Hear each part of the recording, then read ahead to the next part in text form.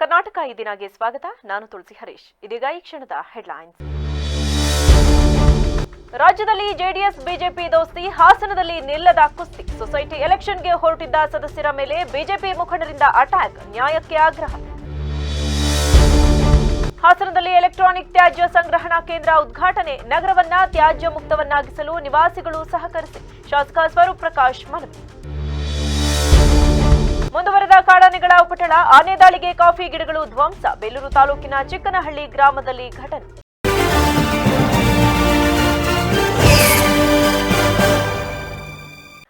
ಒಂದೆಡೆ ರಾಜ್ಯದಲ್ಲಿ JDS BJP ಮೈತ್ರಿ ಇದ್ರೆ, ಇತ್ತ ಹಾಸನ ತಾಲೂಕಿನ ಕಸಬಾ ಹೋಬಳಿ ತಣ್ಣೀರು ಹಳ್ಳದ ಸಹಕಾರ ಸಂಘದ ಚುನಾವಣೆಗೆ ಇಂದು ನಾಮಪತ್ರ ಸಲ್ಲಿಸಲು ಕಾರಿನಲ್ಲಿ ಬೇಲೂರು ರಸ್ತೆಯಿಂದ ಹಾಸನಕ್ಕೆ ಬರುತ್ತಿದ್ದ ಜೆಡಿಎಸ್ ಬೆಂಬಲಿತ ಅಭ್ಯರ್ಥಿಗಳನ್ನ ಟಾರ್ಗೆಟ್ ಮಾಡಿ ಬಿಜೆಪಿ ಮುಖಂಡನೋರ್ವ ಉದ್ದೂರು ಸರ್ಕಲ್ನಲ್ಲಿ ತನ್ನ ಪಟಾಲಂನೊಂದಿಗೆ ಕಾರಿಗೆ ಗುದ್ದಿ ಅಪಘಾತವನ್ನುಂಟು ಮಾಡಿ ನಾಮಪತ್ರ ಸಲ್ಲಿಸಲು ತೆರಳುವುದನ್ನು ತಪ್ಪಿಸುವ ಯತ್ನ ನಡೆಸಲಾಗಿದೆ ಎಂದು ಜೆಡಿಎಸ್ ಮುಖಂಡರು ಆರೋಪಿಸಿದ್ದಾರೆ. ಈ ಬಗ್ಗೆ ಮಾತನಾಡಿದ ಸದಸ್ಯರು, ಕೃಷಿಪತ್ತಿನ ಸಹಕಾರ ಸಂಘದ ಚುನಾವಣೆಯಲ್ಲಿ ಗೆದ್ದ 6 ಸದಸ್ಯರಲ್ಲಿ ಅಧ್ಯಕ್ಷರನ್ನ ಆಯ್ಕೆ ಮಾಡುವ ಪ್ರಕ್ರಿಯೆಯನ್ನು ಭಾನುವಾರ ಹಮ್ಮಿಕೊಳ್ಳಲಾಗಿತ್ತು. ಈ ಹಿನ್ನೆಲೆ ಸದಸ್ಯರು ಬೇಲೂರಿನ ದೇವಾಲಯಕ್ಕೆ ತೆರಳಿ ಹಿಂದಿರುಗುವ ವೇಳೆ ಉದ್ದೂರು ರಸ್ತೆ ಸಮೀಪ ಜೆಡಿಎಸ್ ಬೆಂಬಲಿತ ಅಭ್ಯರ್ಥಿಗಳನ್ನ ಟಾರ್ಗೆಟ್ ಮಾಡಿ ಬಿಜೆಪಿ ಮುಖಂಡ ಉದ್ದೂರು ಕೃಷಿ ಕಾರಿಗೆ ಗುದ್ದಿ ಅಪಘಾತವನ್ನುಂಟು ಮಾಡಿ ಮಾರಕಾಸ್ತ್ರಗಳನ್ನ ಹಿಡಿದು ಹಲ್ಲೆ ನಡೆಸಲು ಮುಂದಾಗಿದ್ದರು. ಇನ್ನು ಈ ಘಟನೆಯಿಂದ ಭಯಭೀತರಾಗಿದ್ದ ಕಾರಿನೊಳಗಿದ್ದ ಸದಸ್ಯರು ಅತಿ ವೇಗವಾಗಿ ಶಾಸಕ ನಿವಾಸ ತಲುಪಿ ತಮ್ಮ ಪ್ರಾಣವನ್ನ ಉಳಿಸಿಕೊಂಡಿದ್ದಾರೆ. ಅಲ್ಲದೆ ಈ ಕೃತ್ಯ ಪೂರ್ವಕವಾಗಿ ನಡೆಸಿರುವ ಅನುಮಾನವಿದ್ದು, ಮುಂದಿನ ದಿನಗಳಲ್ಲಿಯೂ ಮತ್ತೆ ಘಟನೆ ಮರುಕಳಿಸಬಹುದಾಗಿದೆ. ಆದ್ದರಿಂದ ಸಂಬಂಧಪಟ್ಟ ಅಧಿಕಾರಿಗಳು ಈ ಪ್ರಕರಣವನ್ನು ಗಂಭೀರವಾಗಿ ಪರಿಗಣಿಸಿ ತಪ್ಪಿತಸ್ಥರ ವಿರುದ್ಧ ಕ್ರಮ ಜರುಗಿಸಬೇಕೆಂದು ಆಗ್ರಹಿಸಿದರು. ನಮ್ಮದು ಈಗ ಮೊನ್ನೆ ಒಂದು 10 ಡೇಸಲ್ಲಿ ಚುನಾವಣೆ, ಕೃಷಿಪ ಸಹಕಾರ ಬ್ಯಾಂಕ್ ಚುನಾವಣೆ ನಡೀತು. ಆ ಚುನಾವಣೆಯಲ್ಲಿ ನಾವು ಡೈರೆಕ್ಟ್ 6 ಜನ ನಾವು ಮೆಂಬರ್ ಗೆದ್ದಿದ್ವಿ. ಚುನಾವಣೆ ಗೆದ್ದಾದಮೇಲೆ ಅಧ್ಯಕ್ಷ ಎಲೆಕ್ಷನ್ನು ಈ ದಿನ ಇಟ್ಕೊಂಡಿದ್ವಿ. 20ನೇ ತಾರೀಕು ಅಧ್ಯಕ್ಷ ಚುನಾವಣೆ ಇತ್ತು. ಅದ್ರ ಪ್ರಯುಕ್ತ ಎಲ್ಲ ಮೆಂಬರ್ಸ್ಗಳು ನಾವು ಆ ದೇವಸ್ಥಾನಕ್ಕೆ ಹೋಗಿ ಬರೋಣ, ಒಂದು 4 ದಿವಸ ಟ್ರಿಪ್ ಹೋಗೋಣ ಅಂತ ಎಲ್ಲ ಒಟ್ಟಿಗೆ ಹೋಗಿದ್ವಿ. ಹೋಗಿ ನಾವು ಬರಬೇಕಾದ್ರೆ ಚೆನ್ನಕೇಶ್ ದೇವಸ್ಥಾನ ಮುಗಿಸ್ಕೊಂಡು ಬೇಲೂರು ಕಡೆಯಿಂದ ಬರ್ತಿರ್ಬೇಕಾದ್ರೆ ಇಲ್ಲಿ ಉದ್ದೂರು ರೋಡು ಹತ್ತತ್ರ ಉಡುಪಿ ಹೋಟ್ಲಿದೆ. ಉಡುಪಿ ಹೋಟ್ಲು ಸ್ವಲ್ಪ ಮುಂದೆ ಅಲ್ಲಿ ಬರಬೇಕಾದ್ರೆ ನಾವು ಬೇಲೂರು ರಸ್ತೆಯಿಂದ ನಾವು 7 ಜನ ಕಾರಲ್ಲಿ ಬರ್ತಾ ಇರ್ಬೇಕಾದ್ರೆ ಇಲ್ಲಿ ಬೇಲೂರು ರೋಡಲ್ಲಿ ರಿಂಗ್ ರಸ್ತೆಯಿಂದ ಒಂಚೂರು ಹಿಂದೆ ಉದ್ದೂರು ಪುರುಷ ಅವ್ರ ಕಾರು ಬಂದು 50 ಜನ ಹುಡುಗರು ಇದ್ರು ರೋಡಲ್ಲಿ. ಅವರು ಉದ್ದೂರು ಪುರುಷ ಅವ್ರ ಕಾರು ಬಂದು ನಮ್ಮ ಕಾರಿಗೆ ಬೇಕು ಅಂತ ಏಕಾಏಕಿ ಬರ್ತಾ ಇದ್ದಿದ್ದ ಗಾಡಿಗೆ ಆಪೋಸಿಟ್ಟು ಗುದ್ದಿದ್ದು. ಗಾಡಿಗೆ ಬಂದು ಗಾಡಿ ತುಂಬ ಏಟಾಗಿದೆ, ಗಾಡಿಗೂ ಏಟಾಗಿದೆ. ನಮಗೂ ನಾವು 4 ದಿವಸ ಇದು ಅಂತ ಹೋಗಿದ್ವಿ. ಬರಬೇಕಾದ್ರೆ ಇಲ್ಲೇ ನಮ್ಮೂರ ಹತ್ರನೇ ಉದ್ದೂರ ಹತ್ರ ಬರಬೇಕಾದ್ರೆ ಡೈರೆಕ್ಟ್ ಬಂದಾಗ ಕಾರ್ ಅಡ್ಡ ಬಂದೇ ಬಿಡ್ತು. ಇವ್ರು ಪಾಪ ಡ್ರೈವರು ಈ ಕಡೆ ತೆಗಿನಿಲ್ಲ ಅಂದಿದ್ರೆ ನಾವು ಇವತ್ತಿಲ್ಲ. ಫಿಲಮಲ್ಲಿ ನೋಡ್ದಂಗೆ ಆಯ್ತು ಇದು ಸ್ಟೋರಿ. ಆ ಥರ ಆಗೋಯ್ತು. ಹಿಂದೆ ಹೋಗಿ ಅವ್ರು ನೋಡಿದ್ರೆ 10-20 ಜನ ಇಳ್ಕೊಂಡ್ರು. ನಾವು ಇಳಿಸ್ನಿಲ್ಲ. ವಾಪಸ್ಸು ನಾವು ಡೈರೆಕ್ಟ್ ಇಲ್ಲಿಗೆ ಬಂದುಬಿಟ್ವಿ, ಮೇಲೆ ಮನೆಗೆ ಬಂದ್ವಿ. ಭಾರಿ ಅವ್ರು ಯಾರಪ್ಪ ಅವ್ರು ಕೃಷಿ ಅಂತೆ ಅವರು. ನಗರದ ಎಂಜಿ ರಸ್ತೆಯಲ್ಲಿರುವ ಕ್ಲಿಯರೆನ್ಸ್ ಸಂಸ್ಥೆ ವತಿಯಿಂದ ನೂತನವಾಗಿ ಎಲೆಕ್ಟ್ರಾನಿಕ್ ತ್ಯಾಜ್ಯ ಸಂಗ್ರಹಣಾ ಕೇಂದ್ರವನ್ನು ಶಾಸಕ ಸ್ವರೂಪ್ ಪ್ರಕಾಶ್ ಉದ್ಘಾಟಿಸಿದರು. ಈ ವೇಳೆ ಮಾತನಾಡಿದ ಶಾಸಕರು, ದೈನಂದಿನ ಒತ್ತಡದ ಜೀವನದಲ್ಲಿ ಸಾರ್ವಜನಿಕರು ಕೆಲಸ ಕಾರ್ಯಗಳಿಗೆ ತೆರಳುವ ಭರದಲ್ಲಿ ಮನೆಯಲ್ಲಿನ ತ್ಯಾಜ್ಯ ವಸ್ತುಗಳನ್ನು ರಸ್ತೆ ಬದಿಗಳಲ್ಲಿ ಹಾಗೂ ಎಲ್ಲೆಂದರಲ್ಲಿ ಬಿಸಾಡಿ ಪರಿಸರದ ನೈರ್ಮಲ್ಯತೆ ಹಾಳಾಗಲು ಕಾರಣರಾಗುತ್ತಿದ್ದಾರೆ. ಇದಕ್ಕೆ ಕಡಿವಾಣ ಹಾಕುವ ನಿಟ್ಟಿನಲ್ಲಿ ಕ್ಲಿಯರೆನ್ಸ್ ಸಂಸ್ಥೆ ಹಲವಾರು ಕಾರ್ಯಗಳನ್ನು ಮಾಡುತ್ತಾ ಬಂದಿದ್ದು, ಅಂತೆಯೇ ಇಂದು ಹೊಸ ಕಾರ್ಯವನ್ನ ಚಾಲ್ತಿಗೆ ತಂದಿರುವುದು ಸಂತಸದ ವಿಚಾರ. ಇನ್ನು ಜಿಲ್ಲೆಯನ್ನ ತ್ಯಾಜ್ಯ ಮುಕ್ತವನ್ನಾಗಿ ಮಾಡುವ ಕನಸನ್ನ ನಾವು ಹಾಗೂ ನಗರದ ಸಭೆ ವತಿಯಿಂದಲೂ ತೀರ್ಮಾನಿಸಲಾಗಿದ್ದು, ಸಾರ್ವಜನಿಕರು ಇದಕ್ಕೆ ಸಹಕಾರ ನೀಡುವಂತೆ ಮನವಿ ಮಾಡಿದರು. ಏನೇನು ಕಸ ವಿಲೇವಾರಿ, ಒಣ ತ್ಯಾಜ್ಯ ಮತ್ತು ಹಸಿ ತ್ಯಾಜ್ಯ ಹೇಗೆ ವಿಲೇವಾರಿ ಮಾಡಬೇಕು ಅಂತ ಪ್ರತಿಯೊಂದು ವಿಚಾರಕ್ಕೂ ಕೂಡ ಬಹಳ ಅವರು ಸ್ವಂತ ಇಚ್ಛೆಯಿಂದ ಈ ಕೆಲಸವನ್ನು ಮಾಡ್ಕೊಂಡು ಬರ್ತಾರೆ. ಆದರೆ ನಾನು ಕೂಡ ಕಳೆದ ಸತಿ ನಡೆದು ಈ ಬಾರಿನೂ ಅದನ್ನೇ ಹೇಳ್ತೀನಿ. ನಾವು ಕೂಡ ಶಾಸಕರಾಗಿ, ಯುವ ಶಾಸಕರಾಗಿ ನಮಗೂ ಕೂಡ ಆಸೆ ಕೆಲವೊಂದು ಕಡೆ ಏನೋ ನಮ್ಮ ಹಾಸನ ತ್ಯಾಜ್ಯ ಇದನ್ನ ಮಾಡಬೇಕು ಅಂತ. ಆದರೆ ಕೆಲವೊಂದು ಕಡೆ ನಮ್ಮ ಸಾರ್ವಜನಿಕರು ಕೂಡ ಅದನ್ನ ನಮಗೂ ಕೂಡ ಒಂದು ಸಹಕಾರನ ಮಾಡಬೇಕು. ಎಲ್ಲ ಒಂದು ಕಡೆ ಅವ್ರ ಕೆಲಸಕ್ಕೆ ಹೋಗೋ ಒತ್ತಡದಲ್ಲಿ ರಸ್ತೆ ಇದರಲ್ಲೇ ಬದಿಯಲ್ಲೇ ಅವರು. ಈ ವೇಳೆ ಮಲೆನಾಡು ತಾಂತ್ರಿಕ ಶಿಕ್ಷಣ ಸಂಸ್ಥೆಯ ಪ್ರಧಾನ ಕಾರ್ಯದರ್ಶಿಗಳಾದ ಜಗದೀಶ್ ಚೌಡವಳ್ಳಿ ಮಾತನಾಡಿ, ಕ್ಲಿಯರೆನ್ಸ್ ಸಂಸ್ಥೆ ಜಿಲ್ಲೆಯಲ್ಲಿಯೇ ಒಂದು ಉತ್ತಮವಾದ ಕೆಲಸವನ್ನ ಮಾಡುತ್ತಿದ್ದು, ಕಸದಿಂದ ರಸವನ್ನ ತೆಗೆದು ಇಡೀ ಮನುಕುಲಕ್ಕೆ ಸಂದೇಶವನ್ನ ನೀಡುತ್ತಿದ್ದಾರೆ. ಇವರ ಈ ಕಾರ್ಯ ಹೀಗೆ ಮುಂದುವರೆದು ರಾಜ್ಯದ ಮೂಲೆ ಮೂಲೆಯಲ್ಲಿಯೂ ಉಪಸರಿಸಲಿ ಎಂದು ಹಾರೈಸಿದರು. ಒಂದು ಉತ್ತಮವಾದಂತಹ ಕೆಲಸವನ್ನ ಮಾಡ್ತಾ ಇದೆ. ಇದು ಕಸದಿಂದ ರಸ ತೆಗೆದು ಇಡೀ ಒಂದು ಮನುಕುಲಕ್ಕೆ ಉತ್ತಮವಾದಂಥ ಸಂದೇಶವನ್ನು ಕೊಡ್ತಾ ಇದ್ದಾರೆ. ಆ ಒಂದು ಕೆಲಸ ನಿತ್ಯ ಸಾಗಿ ಇಡೀ ನಮ್ಮ ಜಿಲ್ಲೆ ಬರೀ ನಗರ ಅಲ್ಲದೆ ಹಳ್ಳಿಗಾಡಿನ ಜನರಿಗೂ ಸಹ ಸಹಕಾರಿಯಾಗಲಿ ಅಂತಕ್ಕಂಥ ಒಂದೆರಡು ಮಾತನಾಡಿ ನಾನು ಇಲ್ಲಿಂದ ತುರ್ತಾಗಿ ನಿರ್ಗಮಿಸ್ತೇನೆ. ಯಾಕೆಂದರೆ ನಮ್ಮ ಜಿಲ್ಲೆಯ ಹಿರಿಯ ಮಸೂದೆಯಾದಂಥ GN ಮುದ್ದೇಗೌಡರು ಕಾರು ಅಪಘಾತಕ್ಕೀಡಾಗಿರ್ತದೆ. ಆ ಒಂದು ಇದಕ್ಕೆ ಹೋಗೋದ್ರಿಂದ ನಾನು ತುರ್ತಾಗಿ ನಿರ್ಗಮಿಸ್ತೇನೆ. ನಾವೀಗ ನಮ್ಮ ಕ್ಲಿಯರಿಂಗ್ ಬ್ರ್ಯಾಂಡ್ ಅವನಿಯವರಿದ್ದಾರೆ, ಅವನಿ ಆರ್ಗ್ಯಾನಿಕ್ಸ್ ಅಂತ ಹೇಳ್ತೀವಿ. ಅದೇ ಥರ ನಮ್ಮ ಹಾಸನ್, ಮೈ ಹಾಸನ್ ಅನ್ನೋದು ಬರ್ಬೇಕು ತಲೆಗೆ. ಈ ಬ್ರ್ಯಾಂಡನ್ನು ತಲೆಗೆ ಕೂರಿಸಿ ನಾವು ನಮ್ಮ ಸಂಸ್ಥೆ ಇರುತ್ತೆ, ಜೊತೆಗೆ ಎಲ್ಲ ಸಂಘ ಸಂಸ್ಥೆಗಳು ಕೂಡಿದ್ರೆ ಖಂಡಿತ ಇದನ್ನ ನನಸು ಮಾಡ್ಬೋದು ಅನ್ನೋ ನನ್ನ ಆಶಾಭಾವನೆ. 3 ವರ್ಷ ಟೈಮ್ ಇದೆ, ಖಂಡಿತ ಮಾಡೋಣ. ಅದಕ್ಕೆ ಮುನ್ನುಡಿಯಾಗಿ ಇವತ್ತೊಂದು ಈ ವೇಸ್ಟ್ ಸಂಗ್ರಹಣೆಯನ್ನು ಮಾಡಿದ್ವಿ. ಜೊತೆಗೆ ಒಂದೂವರೆ ತಿಂಗಳಲ್ಲಿ ಇದನ್ನ ಇಕೋ ಡಿಸ್ಕವರಿ ಸೆಂಟರ್ ಅಂತ ಮಾಡ್ತಾ ಇದ್ದೀವಿ. ಆ್ಯಕ್ಚುಲಿ ಇಕೋ ಡಿಸ್ಕವರಿ ಸೆಂಟರ್ ಅಂದರೆ ಒಂದು ಕ್ಲಿಯರಿಂಗ್ RRR ಸೆಂಟರ್ ಅಂತ ಎಲ್ಲ ಥರ ವೇಸ್ಟನ್ನು ನಾವು ತಗೋತೀವಿ. ಅಲ್ಲಿ ನೀವು ಡಸ್ಟ್ಬಿನ್ ಇಟ್ಟಿರೋದು ಆ್ಯಕ್ಚುಲಿ ಮುನ್ಸಿಪಾಲ್ಟಿಯವರು ಇಟ್ಟಿರೋದು, ಅವ್ರ ಜೊತೆ ಟೈ ಅಪ್ ಮಾಡಿದ್ದೀವಿ. ಸೊ ಎಲ್ಲ ಥರ ವೇಸ್ಟನ್ನು ನಾವು ಕಲೆಕ್ಟ್ ಮಾಡಿ ಅದನ್ನು ಪ್ರಾಪರ್ ರೀಸೈಕ್ಲಿಂಗ್ ಕಳಿಸ್ಕೊಡ್ತೀವಿ. ನೀವು ಪಕ್ಕದಲ್ಲಿ ನೋಡಿದರೆ ನೆಕ್ಸ್ಟ್ ಅದು ಡೆವಲಪ್ ಆಗ್ತಾ ಇದೆ. ಆರ್ಗ್ಯಾನಿಕ್ ಇದು ವೆಜಿಟೇಬಲ್ಸ್ ಬೆಳೀತಾ ಇದ್ದೀವಿ, ಬೆಡ್ಸ್ಗಳಿದ್ದಾವೆ. ನೆಕ್ಸ್ಟು ಎಲ್ಲ ಥರ ಗೊಬ್ಬರ ಮಾಡೋದು, ವರ್ಮಿ ಕಂಪೋಸ್ಟು, ಪೈಪ್ ಕಂಪೋಸ್ಟ್ ಅಂತ ಹೇಳ್ತೀವಿ. ಆ ಥರದ ಕಂಪೋಸ್ಟಿಂಗ್ ಟೆಕ್ನಿಕ್ಸ್ ಎಲ್ಲ ಇಲ್ಲಿ ಮಾಡಿದ್ದೀವಿ. ಇನ್ನು ಪಕ್ಕದಲ್ಲಿ ಇನ್ನೊಂದು ಶೆಡ್ ಕನ್ಸ್ಟ್ರಕ್ಷನ್ ಆಗ್ತಾ ಇದೆ. ಅದರದ್ದು ವಿಶೇಷತೆ ಏನು ಅಂದರೆ ಪಕ್ಕದಲ್ಲಿ ನೀವು ಆಮೇಲೆ ಹೋಗ್ಬೇಕಾದ್ರೆ ಒಂದು ಗಮನಿಸ್ಬೋದು, ಆ ಟೈಲ್ಸ್ ಮಾಡಿರೋದು ಪ್ಲಾಸ್ಟಿಕ್ ವೇಸ್ಟ್ ಅಲ್ಲಿ. ಈ ಸಂದರ್ಭದಲ್ಲಿ ಸಂಸ್ಥೆಯ ಮುಖ್ಯಸ್ಥ ಚಂದ್ರಶೇಖರ್ ಸೇರಿದಂತೆ ಇನ್ನಿತರರು ಹಾಜರಿದ್ದರು. ಬೇಲೂರು ತಾಲೂಕಿನ ಚಿಕ್ಕನಹಳ್ಳಿ ಗ್ರಾಮದಲ್ಲಿ ಆನೆಗಳ ದಾಳಿಯಿಂದಾಗಿ ಶಾಂತ ಸೂರ್ಯನಾರಾಯಣ ಭಟ್ ರವರ ಫಸಲು ಕೊಡುವ ಕಾಫಿ ಗಿಡಗಳು, ಅಡಿಕೆ, ಬಾಳೆ ಗಿಡಗಳನ್ನು ನಾಶ ಮಾಡಿದೆ. ಈ ಬಗ್ಗೆ ಮಾತನಾಡಿದ ಕಾಫಿ ತೋಟದ ಮಾಲೀಕ ಸೂರ್ಯನಾರಾಯಣ ಭಟ್, ನಾವು ಸುಮಾರು 2 ಎಕರೆ ಕಾಫಿ ತೋಟವನ್ನು ಹೊಂದಿದ್ದು ಶನಿವಾರ ರಾತ್ರಿ ತೋಟಕ್ಕೆ ಆನೆಗಳ ಹಿಂಡು ದಾಳಿ ಮಾಡಿ ಸುಮಾರು ಅರ್ಧ ಎಕರೆ ಕಾಫಿ ಗಿಡಗಳನ್ನ, ತೆಂಗಿನ ಮರಗಳನ್ನ, ಬಾಳೆಹಣ್ಣಿನ ಗಿಡಗಳನ್ನ ನಾಶ ಮಾಡಿವೆ.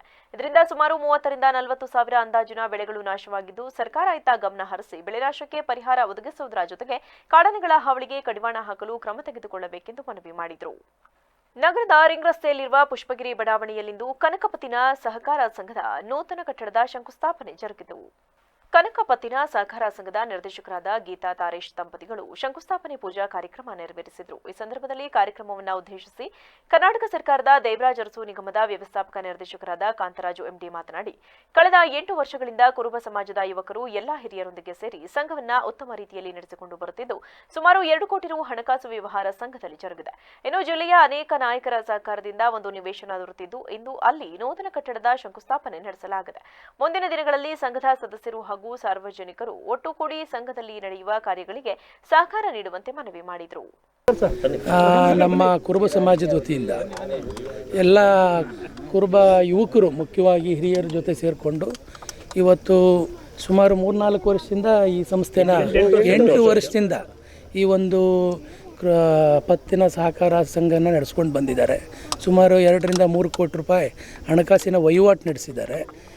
ಎಲ್ಲ ಯುವಕರೇ ಸೇರಿಕೊಂಡು ನಡೆಸ್ತಾ ಇದ್ದಾರೆ. ಬಹುಶಃ ಇವತ್ತು ಈ ಒಂದು ಜಿಲ್ಲೆಯ ಅನೇಕ ನಾಯಕರು ಮತ್ತು ಹಿರಿಯರ ಸಹಕಾರದಲ್ಲಿ ಒಂದು ನಿವೇಶನ ಕೂಡ ಆಗಿದೆ. ಆ ನಿವೇಶನಕ್ಕೆ ಇವತ್ತು ಗುದ್ದಲಿ ಪೂಜೆ ಆಗಿದೆ. ಈ ಗುದ್ದಲಿ ಪೂಜೆ ಆದಂಥ ದಿನ ಶುಭ ದಿನ ಅಂತ ನಾನು ಭಾವಿಸ್ತೇನೆ. ಮತ್ತು ಎಲ್ಲ ಸಮಾಜದವರೇ ಅಂತಲ್ಲ, ಎಲ್ರಿಗೂ ಕೂಡ ನಾನು ವಿನಂತಿ ಮಾಡ್ತೇನೆ, ಭಾಳ ಕಷ್ಟಪಟ್ಟು ಮಾಡ್ತಾ ಇರ್ತಕ್ಕಂಥ ಯುವಕರಿಗೆ, ಹಿರಿಯರಿಗೆ ಪ್ರೋತ್ಸಾಹ ದೃಷ್ಟಿಯಿಂದ ಎಲ್ಲರೂ ಈ ನಿರ್ಮಾಣಕ್ಕೆ ಸಹಕಾರ ಮಾಡಬೇಕು. ತನು ಧನ ಮನ ಎಲ್ಲದನ್ನೂ ಕೊಟ್ಟು ಈ ಸಂಸ್ಥೆ ಎತ್ತರವಾಗಿ ಬೆಳೀಲಿ. ಇದರಿಂದ ಬಡವರಿಗೆ ಮತ್ತು ಕಷ್ಟದಲ್ಲಿರ್ತಕ್ಕಂಥವರಿಗೆ, ಸಮಾಜ ಮತ್ತು ಸಮಾಜನ ಹೊರತುಪಡಿಸಿದವ್ರಿಗೂ ಕೂಡ ಸಹಾಯ ಆಗಲಿ ಅಂಥೇಳಿ ಈ ಸಂದರ್ಭದಲ್ಲಿ ನಾನು ವಿನಂತಿಸ್ತೀನಿ. ಈ ಕಾರ್ಯಕ್ರಮಕ್ಕೆ ಒಳ್ಳೆಯದಾಗಲಿ ಅಂತ ಹಾರೈಸ್ತೇನೆ.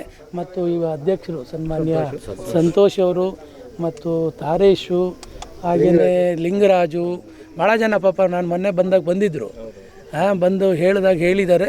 ನಾವು ಕೂಡ ನಮ್ಮ ಕೈಲಾದ ಈ ವೇಳೆ ಕುರುಬರ ಸಂಘದ ರಾಜ್ಯ ಉಪಾಧ್ಯಕ್ಷ ಕೇಶವಮೂರ್ತಿ, ಮಂಗಳಾಪುರ ನಾಗರಾಜು, ದಿವಾಕರ ಗೌಡರು, ಚೋಳಿನಹಳ್ಳಿ ಸುರೇಶ್, ಕೋಮಲೇಶ್, ಪುಟ್ಟರಾಜು ಸೇರಿದಂತೆ ಇತರರಿದ್ದರು.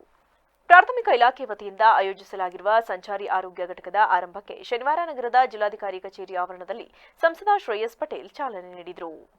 ಈ ವೇಳೆ ಮಾತನಾಡಿದ ಸಂಸದರು, ಇದು ಒಂದು ಅದ್ಭುತವಾದ ಯೋಜನೆಯಾಗಿದ್ದು, ಕಾರ್ಮಿಕರಿಗೆ ಮೂಲಭೂತವಾಗಿ ಸಿಗಬೇಕಾದ ಚಿಕಿತ್ಸಾ ಸೌಕರ್ಯಗಳು ಇದರಲ್ಲಿ ದೊರೆಯುತ್ತವೆ. ಅಲ್ಲದೆ ಸ್ಥಳದಲ್ಲೇ ಆರೋಗ್ಯ ಸಮಸ್ಯೆಗಳಿಗೆ ಔಷಧಿಗಳನ್ನು ಸಹ ಒದಗಿಸುವ ಕಾರ್ಯವನ್ನ ಈ ಮೂಲಕ ಮಾಡಿದ್ದು, ಕಾರ್ಮಿಕರು ಇದರ ಸದುಪಯೋಗವನ್ನು ಪಡೆಯುವಂತೆ ಮನವಿ ಮಾಡಿದರು. ಈ ವೇಳೆ ಜಿಲ್ಲಾಧಿಕಾರಿ ಸಿ ಸತ್ಯಭಾಮ ಸೇರಿದಂತೆ ಇತರರಿದ್ದರು. ಜಿಲ್ಲಾಧಿಕಾರಿ ಮೇಡಮ್ ಅವರು ಸಂಚಾರಿ ಆರೋಗ್ಯ ಘಟಕವನ್ನು ನಮ್ಮ ಕಾರ್ಮಿಕ ಇಲಾಖೆ ವತಿಯಿಂದ ಒಂದು ಆಶಾದಾಯಕ ಯೋಜನೆಯನ್ನು ಮಾನ್ಯ ಘನ ಸರ್ಕಾರದ ಕಾರ್ಮಿಕ ಸಚಿವರಾದಂತಹ ಸಂತೋಷ್ ಲಾಡ್ ಸರ್ ಅವರು ಇವತ್ತು ರಾಜ್ಯಾದ್ಯಂತ ಉದ್ಘಾಟನೆ ಆಗಿದೆ. ನಮ್ಮ ಜಿಲ್ಲೆಯಲ್ಲಿ ಇವತ್ತು ನಮ್ಮ ಜಿಲ್ಲಾಧಿಕಾರಿಗಳ ಕಚೇರಿ ಆವರಣದಲ್ಲಿ ನಾವು ನಮ್ಮ ಸತ್ಯಭಾಮ ಮೇಡಮ್ ಅವರು, ನಮ್ಮ ಕಾರ್ಮಿಕ ಇಲಾಖೆಯ ಡಿಸ್ಟ್ರಿಕ್ಟ್ ಆಫೀಸರ್ ಅಂತ ಯಮುನಾ ಮೇಡಮ್ ಅವರು ಉದ್ಘಾಟನೆಯನ್ನು ಮಾಡಿದ್ವಿ. ಇದೊಂದು ಅದ್ಭುತವಾದಂತಹ ಒಂದು ಯೋಜನೆ. ಖಂಡಿತವಾಗಿಯೂ ನಾವಂತೂ ಈ ಒಂದು ಏನು ಸಂಚಾರಿ ವಾಹನದಲ್ಲಿ ಬೇಸಿಕ್ಕಾಗಿ ಏನೇನು ಬೇಕು ಒಬ್ಬ ಒಳ್ಳೆಯ ಆರೋಗ್ಯ ಪಡೆಯುವಂತಹ ಕಾರ್ಮಿಕರಿಗೆ ಅದೆಲ್ಲ ಸವಲತ್ತುಗಳು ಈ ಒಂದು ಬಸ್ಸಲ್ಲಿದೆ. ಅದು ರಕ್ತ ಪರೀಕ್ಷೆ ಆಗಿರ್ಬೋದು, ECG, ಮುಖ್ಯವಾಗಿ ECG, ಯಾಕಂದರೆ ಕಾರ್ಮಿಕರಿಗೆ ಅತಿ ಹೆಚ್ಚು ಒತ್ತಡ ಇರ್ತದೆ. ECG ಮತ್ತು BP ನೋಡಿಕೊಂಡಷ್ಟೇ ಅವನು ಬದುಕುಳಿಯೋಕ್ಕೆ ಸಾಧ್ಯ. ECG ವ್ಯವಸ್ಥೆ ಇದೆ, ಮತ್ತು ನಮ್ಮ ಐ ಟೆಸ್ಟ್ ಇದೆ, ಆಪ್ಥಾಲಜಿಸ್ಟ್ ಸಹ ಅಲ್ಲೇ ಇರ್ತಾರೆ. ಒಬ್ಬ ತಂಡ ಅಂದರೆ ವೈದ್ಯರು, ಲ್ಯಾಬ್ ಟೆಕ್ನಿಷಿಯನ್ನು, GNM, ANM ಮತ್ತು ಒಬ್ಬ ಫಾರ್ಮಸಿಸ್ಟ್, ಇಷ್ಟು ಜನನೂ ಇರ್ತಾರೆ. ಸ್ಥಳದಲ್ಲೇ ಯಾವುದು ಆರೋಗ್ಯ ಸಮಸ್ಯೆ ಬಂದರೆ ಉಚಿತವಾಗಿ ಈ ದೇಶಕ್ಕೆ ಮಹಾತ್ಮ ಗಾಂಧಿ, ಬಾಬಾ ಸಾಹೇಬ್ ಅಂಬೇಡ್ಕರ್ ಇವರೆಲ್ಲರನ್ನ ನಮಗೆ ದೇವರು ಕೊಟ್ಟ ಗಿಫ್ಟ್ ಎಂದು ಕರ್ನಾಟಕ ಉಚ್ಚ ನ್ಯಾಯಾಲಯ ಮತ್ತು ಆಡಳಿತಾತ್ಮಕ ನ್ಯಾಯಮೂರ್ತಿ HD ನರೇಂದ್ರ ಪ್ರಸಾದ್ ಬಣ್ಣಿಸಿದರು. ನಗರದ ಜಿಲ್ಲಾ ವಕೀಲರ ಸಂಘ ಹೊಯ್ಸಳ ವೇದಿಕೆಯಲ್ಲಿ ಜಿಲ್ಲಾ ವಕೀಲರ ಸಂಘದಿಂದ ಶನಿವಾರದಂದು ಹಮ್ಮಿಕೊಳ್ಳಲಾಗಿದ್ದ ಭಾರತ ರತ್ನ ಸಂವಿಧಾನ ಶಿಲ್ಪಿ ಡಾಕ್ಟರ್ BR ಅಂಬೇಡ್ಕರ್ ಅವರ 134ನೇ ಜನ್ಮದಿನಾಚರಣೆ ಕಾರ್ಯಕ್ರಮವನ್ನು ಕುರಿತು ಮಾತನಾಡಿದ ಅವರು, ಡಾಕ್ಟರ್ BR ಅಂಬೇಡ್ಕರ್ ಜಯಂತಿ ಆಚರಣೆಯನ್ನ ನಾವು ಹಬ್ಬದ ರೀತಿಯಲ್ಲಿ ಆಚರಿಸಬೇಕು. ಅಲ್ಲದೆ ಮುಖ್ಯವಾಗಿ ಅಂಬೇಡ್ಕರ್ ಅವರ ಸಂವಿಧಾನದ ತತ್ವ ಸಿದ್ಧಾಂತವನ್ನ ಪಾಲಿಸಿದರೆ ಈ ಜನ್ಮ ದಿನಾಚರಣೆಗೆ ಸಾರ್ಥಕವಾಗುತ್ತದೆ ಎಂದರು. ಅಂಬೇಡ್ಕರ್ ಅವರು 1891ರಲ್ಲಿ ಜನ್ಮ ತಾಳಿದ್ರು. ಅವರ 134ನೇ ಜನ್ಮ ದಿನಾಚರಣೆಯನ್ನು ಆಚರಿಸಬೇಕಾದ್ರೆ ನಾವು ಹಬ್ಬದ ಸಂಭ್ರಮದಲ್ಲಿ ಆಚರಿಸೋದು ಒಂದು, ಅದಕ್ಕಿಂತ ಮುಖ್ಯವಾಗಿ ನಾವು ಅಂಬೇಡ್ಕರ್ ಅವರ ತತ್ವ ಸಿದ್ಧಾಂತ, ಸಂವಿಧಾನದ ತತ್ವ ಸಿದ್ಧಾಂತವನ್ನು ಪಾಲಿಸ್ಬೇಕು. ಆವಾಗ ನಾವು ಅವರ ಜನ್ಮ ದಿನಾಚರಣೆ ಆಚರಿಸೋದಕ್ಕೆ ಒಂದು ಸಾರ್ಥಕ ಆಗುತ್ತೆ. ಯಾಕೆ ಅಂತ ಅಂದರೆ ಈ ದೇಶದಲ್ಲಿ ಮಹಾತ್ಮ ಗಾಂಧೀಜಿಯವರು, ಡಾಕ್ಟರ್ ಬಾಬಾ ಸಾಹೇಬ್ ಅಂಬೇಡ್ಕರ್, ಇದೆಲ್ಲ ನಮಗೊಂಥರ ದೇವರು ಕೊಟ್ಟ ಗಿಫ್ಟ್ ಈ ದೇಶಕ್ಕೆ. ಅವರೇನಾದರೂ ಈ ದೇಶದಲ್ಲಿ ಹುಡ್ದೇ ಇದ್ದಿದ್ರೆ ನಮ್ಮ ದೇಶದ ಇಷ್ಟೊಂದು ಸಮೃದ್ಧಿ ಪರಿಸ್ಥಿತಿ ಬರ್ತಿತ್ತೋ ಇಲ್ಲೋ ಗೊತ್ತಿಲ್ಲ. ಯಾಕೆ ಅಂತಂದರೆ ಅವತ್ತು ಹಿಂಸೆ ಬೇಡ, ಅಹಿಂಸಾವಾದದಿಂದನೇ ಈ ದೇಶಕ್ಕೆ ಸ್ವಾತಂತ್ರ್ಯ ತಗೊಳ್ಬೇಕು ಅಂತ ಹೇಳ್ಬಿಟ್ಟು ಮಹಾತ್ಮ ಗಾಂಧೀಜಿಯವರು ಈ ದೇಶಕ್ಕೆ ಸ್ವಾತಂತ್ರ್ಯ. ಕಾರ್ಯಕ್ರಮದಲ್ಲಿ ನಿಶ್ಚಲ ಮಂಟಪದ ತೋಂಟಾದಾರ್ಯ ಮಠದ ಶ್ರೀ ನಿಜಗುಣಾನಂದ ಮಹಾಸ್ವಾಮೀಜಿ, ಕರ್ನಾಟಕ ಉಚ್ಚ ನ್ಯಾಯಮೂರ್ತಿ HP ಸಂದೇಶ್, ವಕೀಲರ ಸಂಘದ ಜಿಲ್ಲಾಧ್ಯಕ್ಷ DT ಪ್ರಸನ್ನ, ಪ್ರಧಾನ ಮತ್ತು ಜಿಲ್ಲಾ ಸತ್ರ ನ್ಯಾಯಾಧೀಶರಾದ ಹೇಮಾವತಿ, ವಕೀಲರ ಸಂಘದ ಪ್ರಧಾನ ಕಾರ್ಯದರ್ಶಿ BM ಸಂತೋಷ್ ಸೇರಿದಂತೆ ಇತರರು ಉಪಸ್ಥಿತರಿದ್ದರು. ಚನ್ನರಾಯಪಟ್ಟಣ ಸಮೀಪ ಇರುವ ಶೆಟ್ಟಿಹಳ್ಳಿ ಗ್ರಾಮದಲ್ಲಿ ಬರುವ ಶುಕ್ರವಾರದಿಂದ ಜಾತ್ರಾ ಮಹೋತ್ಸವ ಆರಂಭವಾಗಲಿದೆ ಎಂದು ಗ್ರಾಮದ ಮುಖಂಡರು ತಿಳಿಸಿದರು. ಈ ಬಗ್ಗೆ ಮಾಹಿತಿ ನೀಡಿದ ಅವರು, ಗ್ರಾಮ ದೇವತೆ ಶೆಟ್ಟಾಳಮ್ಮ ಜಾತ್ರಾ ಮಹೋತ್ಸವ ಎಂದು ಕರೆಯುವ ಈ ಜಾತ್ರೆಯಲ್ಲಿ ಉತ್ಸವ ಮೂರ್ತಿಗಳಾದ ಶೆಟ್ಟಾಳಮ್ಮ ಹಾಗೂ ಸಂತಮ್ಮನ ಉತ್ಸವ ಮೂರ್ತಿಗಳನ್ನು ದೇಣಗೂರಿನಿಂದ ತರಲಾಗುತ್ತದೆ. 4 ದಿನಗಳ ಕಾಲ ನಡೆಯುವ ಮಹೋತ್ಸವದಲ್ಲಿ ಶುಕ್ರವಾರ ಸಿಡಿ ಉತ್ಸವ, ಮಡೆ, ತಳುಕೆ ತೆಗೆದುಕೊಂಡು ಹೆಣ್ಣು ಮಕ್ಕಳು ಬಾಯಿ ಬೀಗ ಹಚ್ಚಿಸಿಕೊಂಡು ದೇವಸ್ಥಾನದ ಬಳಿ ಬಂಡಿ ಉತ್ಸವದ ಜೊತೆಗೆ ಆಗಮಿಸುತ್ತಾರೆ. ಶನಿವಾರ ಮಧ್ಯಾಹ್ನ ರಥೋತ್ಸವ, ರಾತ್ರಿ ಸೋಮನ ಉತ್ಸವ ಜರುಗುತ್ತದೆ ಎಂದು ವಿವರಿಸಿದರು. ಶೆಟ್ಟಿಹಳ್ಳಿ ಗ್ರಾಮದಲ್ಲಿ ಶ್ರೀ ಶೆಟ್ಟಳಮ್ಮ ಸಂತಮ್ಮ ಜಾತ್ರಾ ಮಹೋತ್ಸವ ಇರುತ್ತದೆ. 25ನೇ ತಾರೀಕು ಸಂಜೆ 4 ಗಂಟೆಗೆ ಮಡಬಾಯಿಬೀಗ ಮತ್ತು ಸಿಡಿ ಇರುತ್ತದೆ. ಮತ್ತು 26ನೇ ತಾರೀಕು 1 ಗಂಟೆಗೆ ರಥೋತ್ಸವ ನೆರವೇರುತ್ತೆ, ಅನುದಾನ ಇರುತ್ತದೆ. ಈ ಒಂದು ಜಾತ್ರಾ ಮಹೋತ್ಸವಕ್ಕೆ 2000ರಿಂದ 3000 ಜನ ಸೇರ್ತಾರೆ. ಮತ್ತು ಸಂಜೆ 7 ಗಂಟೆಗೆ ಒಂದು ಸಾಂಸ್ಕೃತಿಕ ಕಾರ್ಯಕ್ರಮ ಇರುತ್ತದೆ. ಎಲ್ಲ ನಮ್ಮ ಊರಿನ ಪುಟ್ಟ ಮಕ್ಕಳಿಂದಲೇ ಒಂದು 60 ಜನ ಮಕ್ಕಳಿಂದ ಒಳ್ಳೆ ಸಾಂಸ್ಕೃತಿಕ ಕಾರ್ಯಕ್ರಮ. ಲಾರಿ ಚಾಲಕನ ನಿರ್ಲಕ್ಷ್ಯತನದಿಂದ ಬೈಕ್ಗೆ ಡಿಕ್ಕಿ ಹೊಡೆದ ಪರಿಣಾಮ ಬೈಕ್ ಸವಾರನೋರ್ವ ಸ್ಥಳದಲ್ಲೇ ಮೃತಪಟ್ಟಿರುವ ಘಟನೆ ಭಟ್ಕಳ ತಾಲೂಕಿನ ಬೈಲೂರು ಕ್ರಾಸ್ ಬಳಿ ನಡೆದಿದೆ. ಮಲ್ಲಪ್ಪ ರಮೇಶ್ ಚಲವಾದಿ ಮೃತ ದುರ್ದೈವಿ. ಉತ್ತರ ಪ್ರದೇಶದ ವಾರಣಾಸಿಯ ಪಿಂಡ್ರಾ ತಾಲೂಕಿನ ಸುನೀಲ್ ಕುಮಾರ್ ಎಂಬ ಕಂಟೈನರ್ ಲಾರಿ ಚಾಲಕ ಅತಿ ವೇಗವಾಗಿ ಲಾರಿಯನ್ನ ಚಲಾಯಿಸಿಕೊಂಡು ಬರುತ್ತಿದ್ದ ವೇಳೆ ಹೊನ್ನಾವರ ಕಡೆಯಿಂದ ಭಟ್ಕಳ ಕಡೆಗೆ ಬರುತ್ತಿದ್ದ ಬೈಕ್ ಸವಾರನಿಗೆ ಹಿಂಬದಿಗೆ ಡಿಕ್ಕಿ ಹೊಡೆದಿದ್ದು, ಲಾರಿ ಡಿಕ್ಕಿ ಹೊಡೆದ ಪರಿಣಾಮ ಬೈಕ್ ಸವಾರನ ತಲೆಗೆ ಭಾರೀ ಪೆಟ್ಟು ಬಿದ್ದ ಪರಿಣಾಮ ಸ್ಥಳದಲ್ಲಿಯೇ ಮೃತಪಟ್ಟಿದ್ದಾನೆ. ಮುರುಡೇಶ್ವರ ರಾಷ್ಟ್ರೀಯ ಹೆದ್ದಾರಿ 66ರ ಬಸ್ತಿಮಕ್ಕಿಯಲ್ಲಿ ಮೂಕಾಂಬಿಕಾ ವಾಟರ್ ಸರ್ವಿಸ್ ಸಮೀಪ ನಡೆದಿದ್ದ ಸರಗಳ್ಳತನ ಪ್ರಕರಣಕ್ಕೆ ಸಂಬಂಧಿಸಿದಂತೆ ಮುರುಡೇಶ್ವರ ಪೊಲೀಸರು 2 ಆರೋಪಿಗಳನ್ನು ಶಿರಸಿಯಲ್ಲಿ ಬಂಧಿಸುವಲ್ಲಿ ಯಶಸ್ವಿಯಾಗಿದ್ದು, ಆರೋಪಿಗಳಿಂದ ಕಳ್ಳತನಕ್ಕೊಳಗಾದ ಮಾಂಗಲ್ಯ ಸರವನ್ನು ವಶಪಡಿಸಿಕೊಳ್ಳಲಾಗಿದೆ. ಬಂಧಿತ ಆರೋಪಿಗಳು ಗದಗ ಜಿಲ್ಲೆಯ ಲಕ್ಷ್ಮೀಶ್ವರದ ಮಹೇಶ್ ಪರಸಪ್ಪ ಕುರಿ ಹಾಗೂ ಹುಬ್ಬಳ್ಳಿಯ ಆನಂದನಗರ ಕೃಷ್ಣ ಕಾಲೋನಿಯ ಹನುಮಂತ ಶಿರಹಟ್ಟಿ ಎಂದು ಗುರುತಿಸಲಾಗಿದೆ. ಈ ಇಬ್ಬರು ಏಪ್ರಿಲ್ 17ರಂದು ಮಧ್ಯಾಹ್ನ ಬಸ್ತಿಮಕ್ಕಿಯಲ್ಲಿ ನಡೆದುಕೊಂಡು ಹೋಗುತ್ತಿದ್ದ ನಾಗಮ್ಮ ಸುಕ್ರಮೊಗ್ಯರ ಎಂಬುವರ ಮಾಂಗಲ್ಯ ಸರವನ್ನ ಕಸಿದು ಪರಾರಿಯಾಗಿದ್ದರು. ಇನ್ನು ಭಟ್ಕಳ ಗ್ರಾಮೀಣ ಠಾಣೆಯ ಸಿಪಿಐ ಸಂತೋಷ್ ಕಾಯ್ಕಿಣಿ ಹಾಗೂ ಮುರುಡೇಶ್ವರ ಠಾಣೆಯ ಪಿಎಸ್ಐ ಹನುಮಂತ ಬಿರಾದರ್ ಅವರ ನೇತೃತ್ವದ ತಂಡ ಆರೋಪಿಗಳನ್ನು ಶಿರಸಿಯಲ್ಲಿ ಬಂಧಿಸಿ ಆರೋಪಿಗಳಿಂದ ವಸ್ತುಗಳನ್ನು ವಶಪಡಿಸಿಕೊಂಡಿದ್ದಾರೆ. ನಗರದ ಹೊರವಲಯದ ಹಿರಾಪುರ ಗ್ರಾಮದಲ್ಲಿ ಪ್ರತಿ ವರ್ಷದಂತೆ ಈ ವರ್ಷವೂ ಕೂಡ ಶ್ರೀ ಜೋಡಿ ಬಸವೇಶ್ವರ ದೇವಸ್ಥಾನ ಜಾತ್ರಾ ಮಹೋತ್ಸವ ಅದ್ದೂರಿಯಾಗಿ ಜರುಗಿತು. ಸಾವಿರಾರು ಭಕ್ತರು ಸಾಲಾಗಿ ಬಂದು ದೇವರ ದರ್ಶನ ಪಡೆದರು. ರಥ ಮಹೋತ್ಸವ ಅಗ್ನಿಕೊಂಡ ಹಾರಿ ಸಾಲಾಗಿ ಬಂದು ಜೋಡಿ ಬಸವೇಶ್ವರನವರ ದರ್ಶನ ಪಡೆದರು.